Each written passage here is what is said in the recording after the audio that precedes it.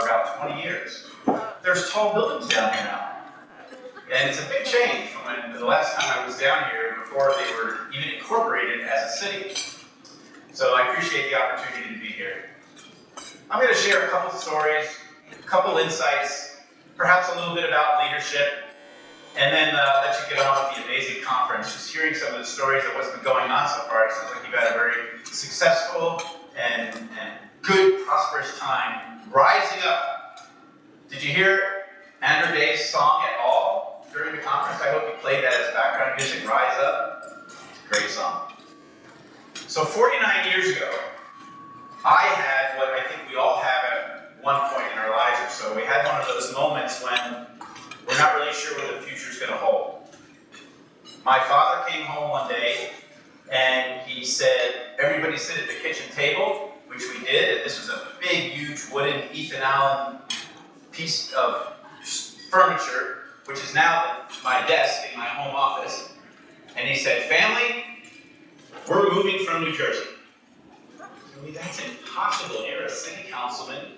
I'm not even in my senior year of high school, and I'm now going to be a state officer at a Key Club. I am not moving out until the middle of God's forsaken nowhere before my senior year of high school. Well, it was a bit of a negotiation, but we agreed that I would not move. They would all move, but I would stay and finish my senior year. Now, why was that significant? It forced me to, at an early age, understand what I think is one of the real key principles of leadership, and that is knowledge acquisition. I didn't know a whole lot. I didn't have a checkbook. I didn't really know how to take care of myself very well. I was in this very strong Roman Catholic family where the parents did everything, and we were dutiful little kids, and we went where they told us to go.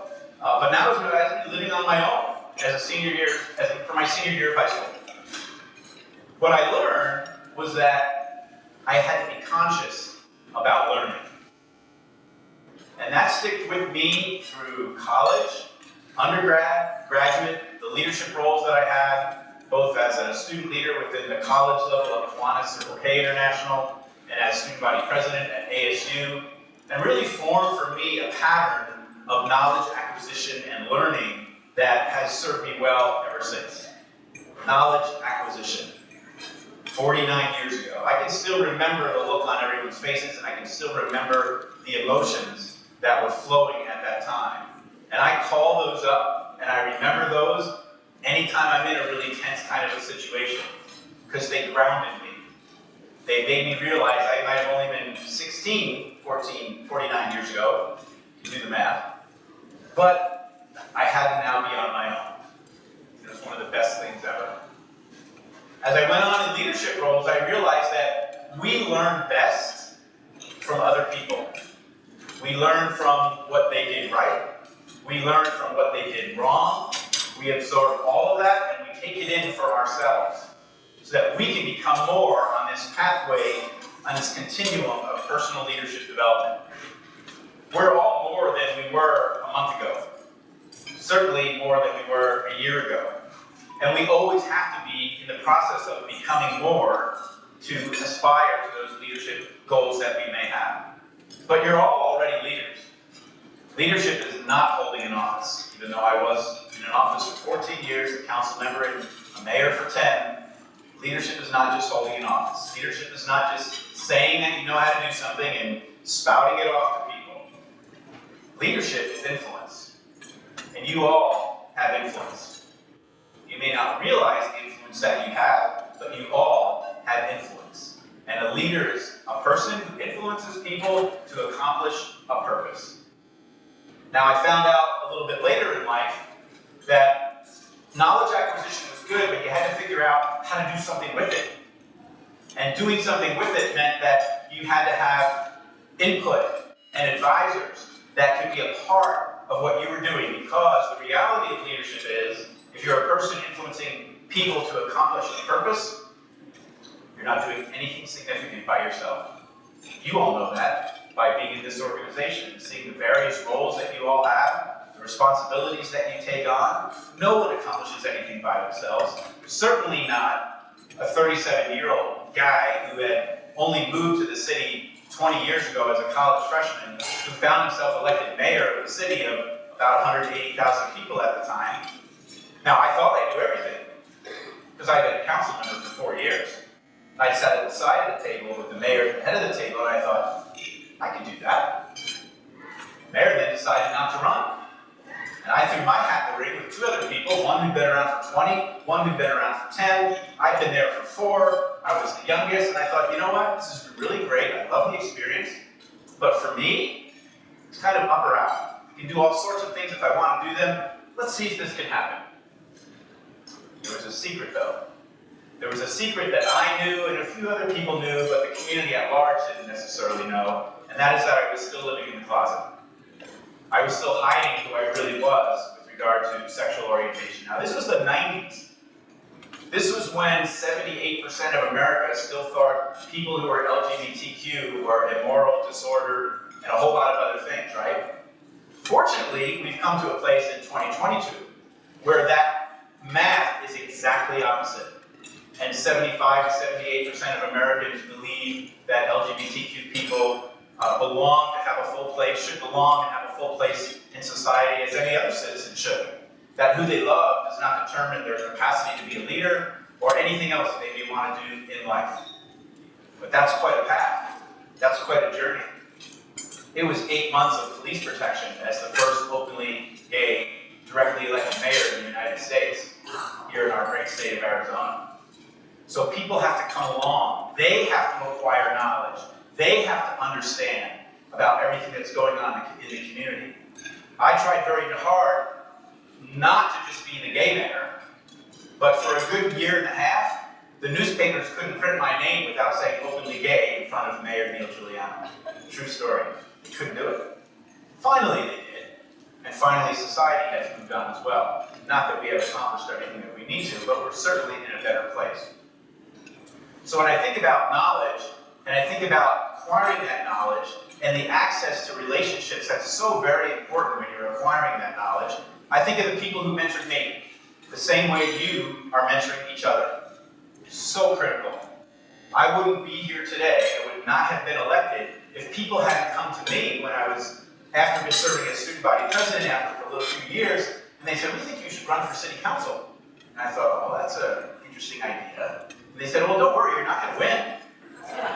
Because there's already the incumbents are running, but we like you, and we think you maybe someday maybe you could win. I'm like, okay, that sounds like a good deal to me. I'll run. You all will help me. You all will teach me, because I don't know too much about running for political office in a city that I, at that point, only lived in for 16 years. So they did help. And a funny thing happened on the way to the election. One of the incumbents got in a very, very ugly public divorce, resigned from the city council, and now there's an open seat. And the 3 incumbents, now there's only 2, and I was the only other person that was even running, because no one was going to beat the incumbents. So now 5 other people get into the race, but I had a little bit of a head start, and I was able to win, with the advice and with the support of a great network of people, a former mayor, other people who've been involved in the community. You accomplish nothing by yourself. But you have the knowledge, you have those relationships with other people. The other thing that was really important for me to understand, when I ran, I was sort of the outsider, even though I'd been on the council for 4 years. But I kind of questioned some things. And one of the things that I questioned was, I said, look, I love this whole idea of you all creating a green belt in the dry river bottom. I think it's an amazing idea, but y'all have been talking about this for 30 years. So either we figure out what we're going to do about that, and how we're going to do it, or maybe we should put it on every marquee and everything all around and talk about it so much if we're really not able to ever do anything about it.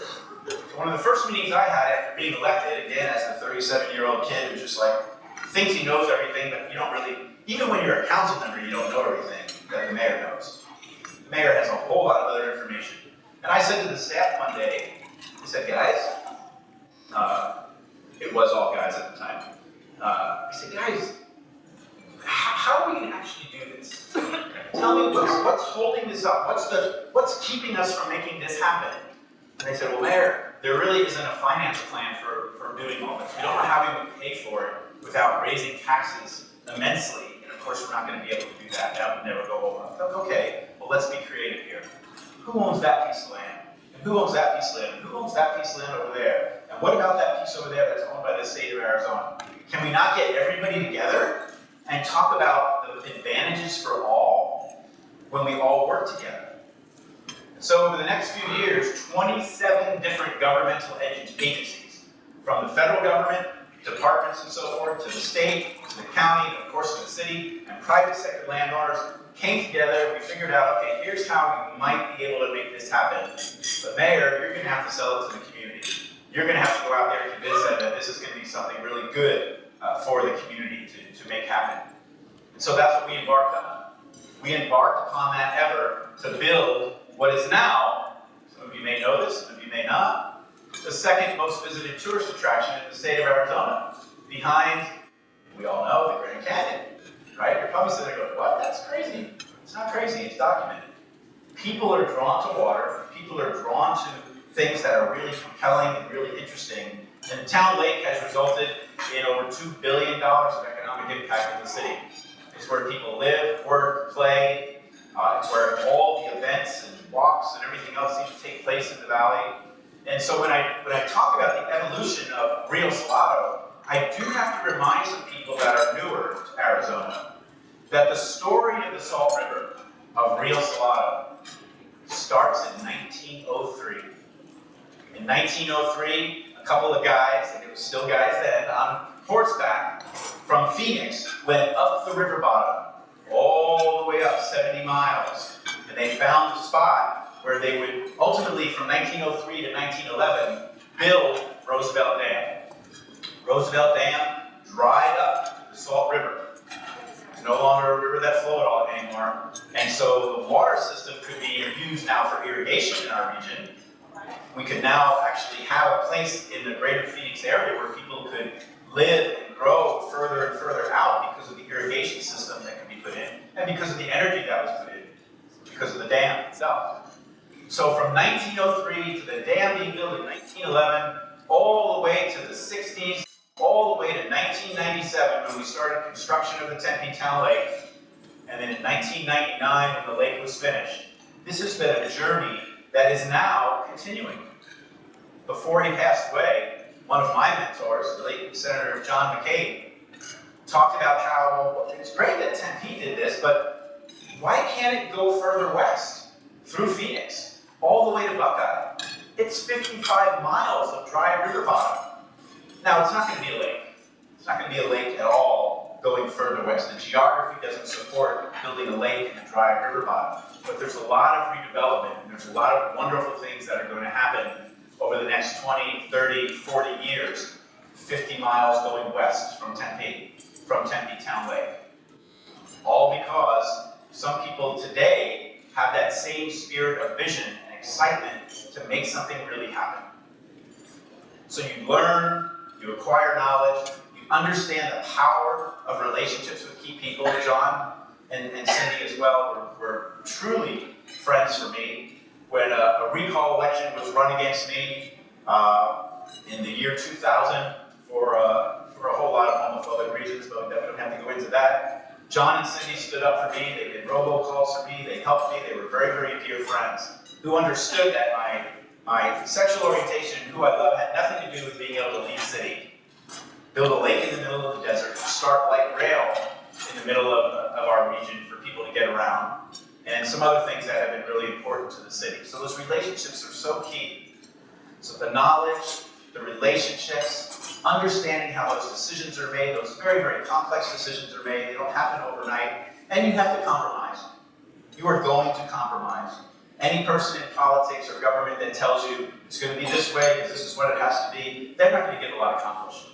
Because the reality is, everybody that shows up in the room has a constituency.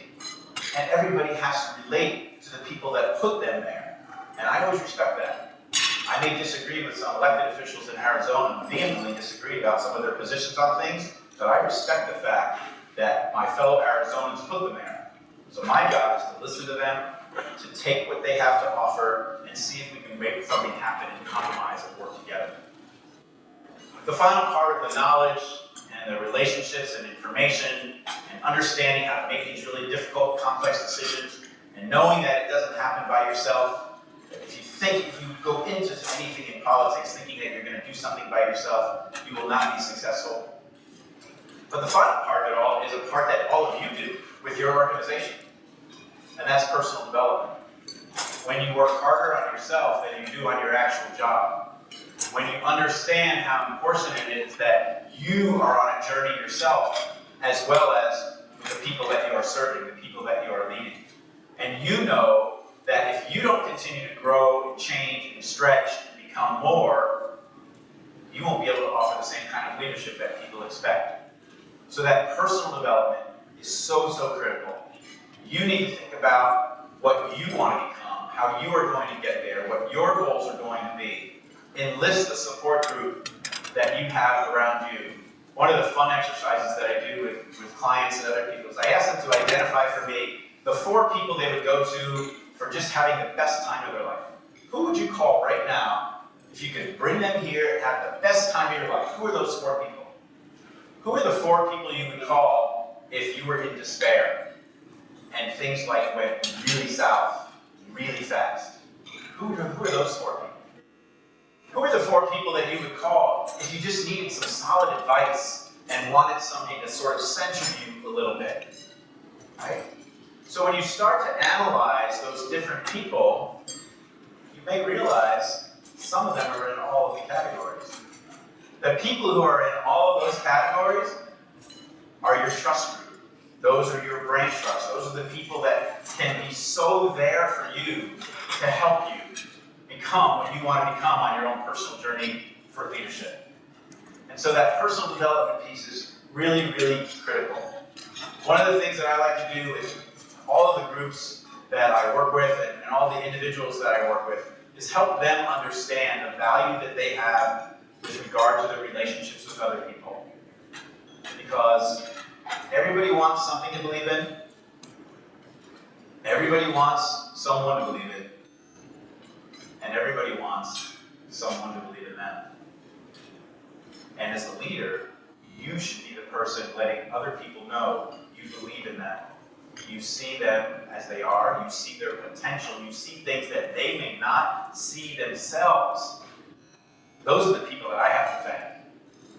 Because if Betty Turner Asher, who was the Vice President of Student Affairs at ASU when I was Student Body President, hadn't walked into my office when I was just about to leave office and say, hey, there's this thing called Tempe Leadership that's just starting up. It's going to be a program to help emerging young leaders in the community, and I want you to apply for that. And I was like, Betty, I'm going back to New Jersey. I just came here to go to school. I've applied for jobs at like Seton Hall and university and other places. I mean, I don't think I'm staying in Arizona. She said, well, I want you to think about it. So I took it home, I thought about it, and I decided to stay. That person had such a phenomenal influence on me because she saw something in me that I didn't see myself. She saw that I might be able to broaden the things that I have done and be more of a community leader than I have already become. She influenced me in tremendous ways. But things go full circle in life.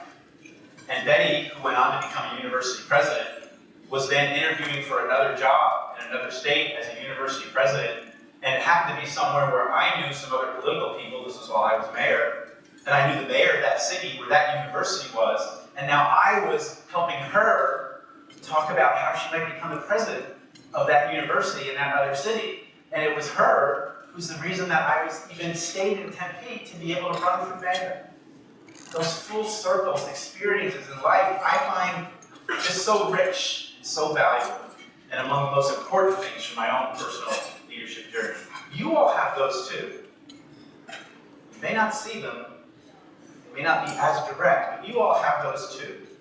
So cherish those, nourish those, feed those, and accept that opportunity that you have as that person who emphasizes to someone that you believe in them. So I started with 49 years ago. I'm going to close with 50 years ago. 50 years ago. 50 years ago, I was at a conference of little student leadership geeks, Key Club International, sponsored by Kiwanis, a little high school organization. If any of you are in Kiwanis or were in Circle K in college or Key Club in high school. I was at Key Club convention in Mount Airy Lodge in the Poconos in Pennsylvania, listening to this kid who was only a senior at the time, but I just thought he was like, oh my God, he's amazing. First of all, he was dressed great and had a great voice and commanded the attention. He was the district governor. He was whatever the grand poobah is of, for the state or whatever region. He was the thing for all the high school kids in New Jersey. It was a convention of 1,500 kids. And he gave this speech, and he read this poem that I have never forgotten. It says, before, becoming involved was something that I would do later, after I knew about myself. Because only then would I be able to help other people. But they said, get involved. Do something for other people. You get a really good feeling inside when you do that. And I asked, well, how do I know? There was no answer. Then, I wasn't sure it was going to be worth all the risk. Personally, for what I was dealing with. But just in general, would it be worth the risk? Would it be worth the potential failure? But I tried, and I failed a couple times, and I asked again and again, why? At times, my soul screamed, just leave me alone. I don't have time to care. But I never had the courage to say that out loud. And now, I can't stop. I'm committed. Someone, somewhere, is depending on me. And so I find a love for humanity. And as I think back, I laugh, and I cry and wonder a bit. They never told me I would be a bigger person. So consider yourselves told. You're the bigger people. You're the one who can influence other people to make a tremendous influence in this organization and in whatever your business is, whatever your profession is, whoever lives you are touching on a daily basis. Because the reality is, if you would sense the past, you would only touch a stone. If you would capture the moment, you might touch a rose. But if you would but glimpse the eternal, you would touch a life. Keep doing what you're doing and touch lives for good as often as you can.